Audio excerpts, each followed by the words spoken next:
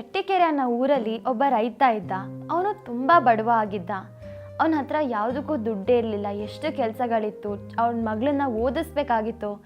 ಸರಿ, ಈ ಕೆಲಸದಿಂದ ನನಗೆ ಸಾಕಷ್ಟು ದುಡ್ಡು ಬರ್ತಿಲ್ಲ ಅಂದ್ಬಿಟ್ಟು ಆ ಊರಿನ ಜಮೀನ್ದಾರ ಹತ್ರ ಹೋದ.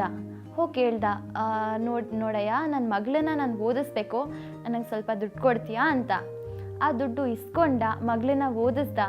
ಆದರೆ ಅವನಿಗೆ ಆ ದುಡ್ಡನ್ನು ವಾಪಸ್ ಕೊಡೋಕ್ಕಾಗಲಿಲ್ಲ, ಶಕ್ತಿ ಇರಲಿಲ್ಲ. ಆ ಜಮೀನ್ದಾರ್ಗೆ ಇವನ ಮಗಳ ಮೇಲೆ ಆಸೆ ಇತ್ತು. ಅವನಿಗೆ ಗೊತ್ತಿತ್ತು ತುಂಬ ಬಡವ, ನನ್ನ ದುಡ್ಡು ಇವನಿಗೆ ವಾಪಸ್ ಕೊಡೋಕ್ಕಾಗಲ್ಲ, ಶಕ್ತಿ ಇಲ್ಲ ಇವನಲ್ಲಿ ಅಂತ. ಅವಾಗ ಏನು ಅಂದ್ಕೊಂಡ, ಸರಿ ದುಡ್ಡು ಬರ್ತೋದ್ರೆ ಪರವಾಗಿಲ್ಲ, ದುಡ್ಡು ಬದಲು ಇವನ ಮಗಳನ್ನೇ ಕೇಳೋಣ, ಅವಳನ್ನ ಮದುವೆ ಮಾಡ್ಕೊಳ್ಳೋಣ ಅಂತ.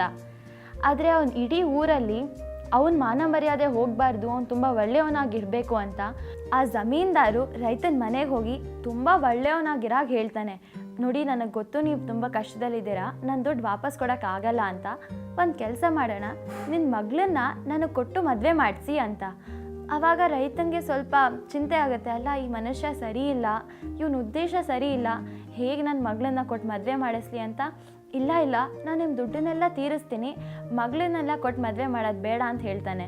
ಅದಕ್ಕೆ ಈ ಜಮೀನ್ದಾರ್ ಏನು ಮಾಡ್ತಾನೆ ಅಂದರೆ, ಊರಿನ ಜನನೆಲ್ಲ ಕೆರೆ ದಡದಲ್ಲಿ ಕರೆದ್ಬಿಟ್ಟು ಹೇಳ್ತಾನೆ, ನೋಡಿ, ಈ ರೈತ ನನ್ನಿಂದ ದುಡ್ಡು ತೊಗೊಂಡಿದ್ದಾನೆ, ದುಡ್ಡು ವಾಪಸ್ ಕೊಡು ಅಂದರೆ ವಾಪಸ್ ಕೊಡ್ತಿಲ್ಲ, ಸರಿ ಮಗಳನ್ನ ಮದುವೆ ಮಾಡಿಕೊಡು ಅಂದರೆ ಅದೂ ಮಾಡ್ತಿಲ್ಲ, ನಮ್ಮಿಬ್ಬರ ಮಧ್ಯ ಜಗಳ ಬೇಡ ಅಂತ ನಾನೊಂದು ತೀರ್ಮಾನಕ್ಕೆ ಬಂದಿದ್ದೀನಿ, ಈ ಡಿಸಿಷನ್ನ ಅವಳ ಮಗಳಿಗೆ ಬಿಟ್ಬಿಡೋಣ ಅಂತ. ಆವಾಗ ಜನನೂ ಅಂದ್ಕೊಳ್ತಾರೆ, ಹೌದು, ಇಬ್ಬರ ಮಧ್ಯ ಜಗಳ ಆಡೋದು ಬೇಡ, ಮಗಳೇ ಡಿಸೈಡ್ ಮಾಡಲಿ ಅಂತ ಅವರು ಹ್ಞೂ ಅಂತಾರೆ. ಅದಕ್ಕೆ ಇವನೇನು ಮಾಡ್ತಾನೆ, ಹೇಳ್ತಾನೆ, ನಾನು 2 ಕಲ್ಲು ಈ ಬ್ಯಾಗಲ್ಲಿ ಹಾಕ್ತೀನಿ. ಒಂದು ಕರಿ ಕಲ್ಲು, ಅಂದರೆ ಈ ಕರಿ ಕಲ್ಲು ಎತ್ಕೊಂಡ್ರೆ ನನ್ನ ಜೊತೆ ಅವಳು ಮದುವೆ ಆಗಬೇಕು. ಒಂದು ಬಿಳಿ ಕಲ್ಲು ಹಾಕ್ತೀನಿ, ಈ ಬಿಳಿ ಕಲ್ಲು ಎತ್ಕೊಂಡ್ರೆ ನಾನು ಅವ್ನ ಸಾಲ ಎಲ್ಲ ಮರ್ತು ಬಿಡ್ತೀನಿ, ಅವನು ನೆಮ್ಮದಿಯಾಗಿರಲಿ ಅಂತ. ಸೊ 2 ಕಲ್ಲು ನಾನು ಬ್ಯಾಗಲ್ಲಿ ಹಾಕ್ತೀನಿ, ಹುಡುಗಿ ಯಾವ ಕಲ್ಲು ಎತ್ಕೊಳ್ತಾಳೋ ಅದ್ರ ಮೇಲೆ ಡಿಪೆಂಡ್ ಆಗುತ್ತೆ ಅಂತ. ಊರಿನ ಜನ ಎಲ್ಲ ಇದೇ ಸರಿ ಅಂದ್ಬಿಟ್ಟು ಹ್ಞೂ ಅಂತಾರೆ, ಎಲ್ಲರೂ ನೋಡ್ತಿರ್ತಾರೆ. ಆದರೆ ಇವನು ಕೆಟ್ಟವನಲ್ವಾ, ಏನು ಮಾಡ್ತಾನೆ ಅಂದರೆ, ಅವಳ ಮೇಲೆ ಆಸೆ ಇದ್ದಿದ್ದಕ್ಕೆ 2 ಕರಿ ಕಲ್ಲೇ ಹಾಕ್ಬಿಡ್ತಾನೆ, ಯಾರಿಗೂ ಗೊತ್ತಾಗಲ್ಲ. ಆದರೆ ಆ ಹುಡುಗಿ ನೋಡ್ಬಿಡ್ತಾಳೆ. ಅವಳಿಗೆ ಅನಿಸುತ್ತೆ, ಅಲ್ಲ, ಇವನೆಷ್ಟು ದೊಡ್ಡ ಮನುಷ್ಯ, ನಾನು ಎಲ್ಲರ ಮುಂದೆನೂ ಇವ್ನು ಹೀಗೆ ಮಾಡ್ದ ಅಂದರೆ ನಮಗೆ ನೆಮ್ಮದಿಯಾಗಿರೋಕ್ಕೆ ಬಿಡಲ್ಲ, ನಮ್ಮ ಲೈಫೆಲ್ಲ ಹಾಳಾಗೋಗುತ್ತೆ ಈ ಹಳ್ಳಿನಲ್ಲಿ, ಅದು ಮಾಡೋಕ್ಕಾಗಲ್ಲ ಅಂದ್ಕೊಳ್ತಾಳೆ. ಸರಿ, ಏನು ಮಾಡೋದು ಅಂತ ಯೋಚನೆ ಮಾಡ್ತಿರೋವಾಗ ಜಮೀನ್ದಾರು ಆ ಬ್ಯಾಗ್ ತಂದು ಕೊಡ್ತಾನೆ.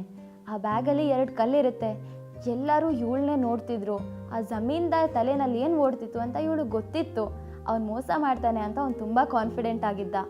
ನಾವೆಲ್ಲ ಕಷ್ಟಕ್ಕೆ ಸಿಕ್ಕಾಕೊಳ್ತೀವಲ್ಲ, ಅದು ಇವನು ಮೋಸದಿಂದ ಅಂದ್ಬಿಟ್ಟು ಅವಳು ಯೋಚನೆ ಮಾಡ್ತಾನೆ ಇರ್ತಾಳೆ ಏನು ಮಾಡಬೇಕು ಅಂತ.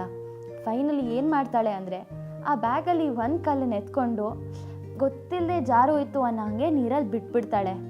ಎಲ್ಲರಿಗೂ ಟೆನ್ಷನ್ ಆಗುತ್ತೆ, ಅಲ್ಲ ಹುಡುಗಿ ಯಾವ ಕಲ್ಲು ಎತ್ಕೊಂಡ್ಲು ಅಂತ ಇವಾಗ ಹೆಂಗೆ ಗೊತ್ತಾಗೋದು, ನೀರಲ್ಲಿ ಕಲ್ಲು ಹೊಟ್ಟೋಯ್ತಲ್ಲ, ಏನು ಮಾಡೋಣ ಅಂತ.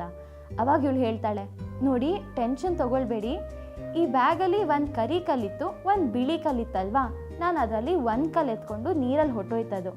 ಸರಿ, ಪರವಾಗಿಲ್ಲ, ಈ ಬ್ಯಾಗಲ್ಲಿ ಯಾವ ಕಲ್ಲು ಇವಾಗ ಇದೆ ಅಂತ ನೋಡೋಣ, ಅದು ಗೊತ್ತಾದ್ಮೇಲೆ ನಮಗೆ ಗೊತ್ತಾಗುತ್ತಲ್ಲ ನಾವು ಯಾವ ಕಲ್ಲು ಎತ್ಕೊಂಡಿದ್ದೆ ಅಂತ. ಜನ ಎಲ್ಲ ಹೌದು ಬ್ಯಾಗಲ್ಲಿ ಯಾವ ಕಲ್ಲಿದೆ ನೋಡೋಣ ಅಂತ ಉತ್ಸುಕತೆಯಿಂದ ನಿಂತಿರ್ತಾರೆ. ಆವಾಗ ಇವಳು ಬ್ಯಾಗ್ ತೆಗೆದ್ಬಿಟ್ಟು ಅದರಿಂದ ಕರಿ ಕಲ್ಲು ತೆಗಿತಾಳೆ. ಆವಾಗ ಎಲ್ಲ ಜನ ಅಂದ್ಕೊಳ್ತಾರೆ, ಓ, ಹುಡುಗಿ ಬಿಳಿ ಕಲ್ಲು ಎತ್ಕೊಂಡಿದ್ಲು ಅಂತ. ಜಮೀನ್ದಾರಕ್ಕೆ ತುಂಬ ಬೇಜಾರಾಗುತ್ತೆ, ಅಲ್ಲ, ನಾನು ಪ್ಲ್ಯಾನ್ ಮಾಡಿದ್ದೇನು, ಇಲ್ಲ ಆಗಿದ್ದೆ ಇನ್ನೊಂದು ಅಂದ್ಬಿಟ್ಟು. ಆದರೆ ಅವ್ನು ಜೋರಾಗಿ ಹೇಳೋಕ್ಕಾಗಲ್ವಲ್ಲ, ಬಿಕಾಸ್ ಜೋರಾಗಿ ಹೇಳಿದ್ರೆ ಅವ್ನ ಮರ್ಯಾದೆ ಎಲ್ಲ ಹೊಟ್ಟೋಗುತ್ತೆ. ಸೊ ಏನೂ ಮಾಡೋಕ್ಕಾಗದೆ ಬೇರೆ ಗತಿ ಇಲ್ಲದೆ ಅವನು ಎಲ್ಲರ ಥರ, ಹ್ಞೂ, ನೀನು ಬಿಳಿ ಕಲ್ಲು ಎತ್ಕೊಂಡೆ, ಸರಿ ನೆಮ್ಮದಿಯಾಗಿರಿ, ನಾನು ಸಾಲನ ಯಾವತ್ತೂ ಕೇಳೋಕ್ಕೆ ಹೋಗಲ್ಲ ಅಂದ್ಬಿಟ್ಟು ಚುಪ್ಚಾಪಾಗಿ ಮನೆಗೆ ಹೊಟ್ಟೋಗ್ತಾನೆ. ಈ ಕಥೆಯಿಂದ ನಮಗೇನು ಗೊತ್ತಾಗುತ್ತೆ, ನಾವು ಯಾವತ್ತೂ ಒಂದು ಸಮಸ್ಯೆ ಬಂದಾಗ ಅಯ್ಯೋ ಬೇರೆ ಗತಿನೇ ಇಲ್ಲ, ಇದನ್ನೇ ಮಾಡಬೇಕು ಅಂತ ಅಂದ್ಕೊಳ್ಬಾರ್ದು.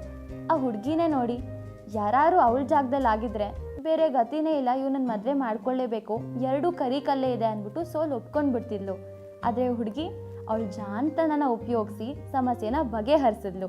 ಹಾಗೆ ನಾವು ನಮ್ಮ ಜೀವನದಲ್ಲಿ ಯಾವತ್ತೂ ಒಂದು ಸಮಸ್ಯೆ ಬಂದಾಗ ಅಯ್ಯೋ ಬೇರೆ ಗತಿನೇ ಇಲ್ಲ ಅಂತ ಅಂದ್ಕೊಳ್ಬಾರ್ದು.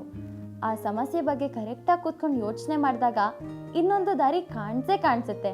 ಕಾಣಿಸ್ದೇ ಹೋದರೂ ನಮ್ಮ ಜಾಣತನದಿಂದ ನಾವು ಒಂದು ದಾರಿನ ಹುಟ್ಟಿಸ್ಕೊಳ್ಬೋದು.